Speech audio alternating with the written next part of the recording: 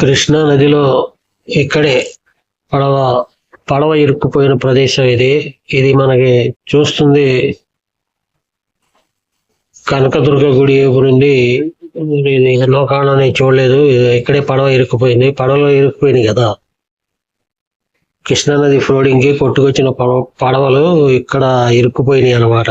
ఇవి చూడండి ఎలా ఇరుక్కుపోయినాయి. ఇవన్నీ గేట్లకి ఇరుక్కుపోవటం వలన నీళ్లు వెళ్ళడానికి ఒరవడి ఈ గేట్ల అమ్మట తగ్గిపోయింది. వేరే గేట్ల అమ్మట బాగానే వెళ్తున్నాయి నీళ్లు. ఇక వచ్చేవాళ్ళు వెళ్ళేవాళ్ళు జనాలు ఇక్కడ బళ్ళాపి ఇవన్నీ చూస్తున్నారు అనమాట. కృష్ణా నది వరద విపరీతంగా వస్తుంది. మంచి ఒరవడి మీద ఉందన్నమాట. ఎంత నీళ్ళు వస్తున్నాయి చూడండి. బాగా వెళ్ళిపోతున్నాయి నీళ్లు సముద్రంలోకి. ఇవన్నీ సముద్రంలో వదిలేసారు నీళ్లు. వాన కూడా పడుతుంది. విపరీతమైన నీళ్ళ వరవడి అన్నీ సముద్రంలో వదిలేస్తాం వలన వచ్చిన నీళ్ళు వచ్చినట్టు మనకి సముద్రంలోకి వెళ్ళిపోతుంది నీళ్ళని. చాలా స్పీడ్గా వస్తుంది నీళ్ళు. ఇదంతా ప్రకాశం బ్యారేజ్ అన్నమాట. ఇది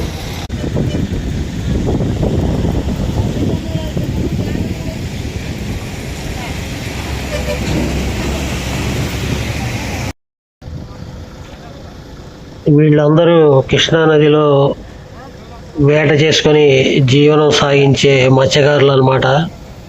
కృష్ణా నది వరవడి ఎక్కువ ఉందని వీళ్ళందరూ పడవల్ని ఆపేసి ఇక్కడ ఒడ్డుకు చేరి ఏదో కాలక్షేపం చేస్తున్నారు. వీళ్ళ జీవనోపాధికి మంచి దెబ్బే ఇది. ఎందుకంటే ఇక్కడ వీళ్ళు వేటాడుకొని ఈ చేపల్ని అమ్ముకుంటే కానీ వీళ్ళకి జీవితం గడవదు. చాలా కష్టాల్లో ఉన్నారు ఇప్పుడు వీళ్ళు. ఇదంతా చూడండి, కృష్ణా నది ఎంత వరవడిగా వస్తుందో. చాలా స్పీడ్గా వస్తున్నాయి నీళ్లు. ఇది ప్రకాశం బ్యారేజీ నుంచి ఇటీవల నుంచి తీసింది అనమాట. ఇది బాబా ఏ నీళ్లు వస్తున్నాయి చూడండి. ఇక ఈ నీళ్ళకి ఏం అడ్డు వచ్చినా ఇక ఆగే పని ఉండదు. విపరీతమైన నీళ్లు వస్తున్నాయి. ఈ నీళ్ళని ఏంటంటే సముద్రం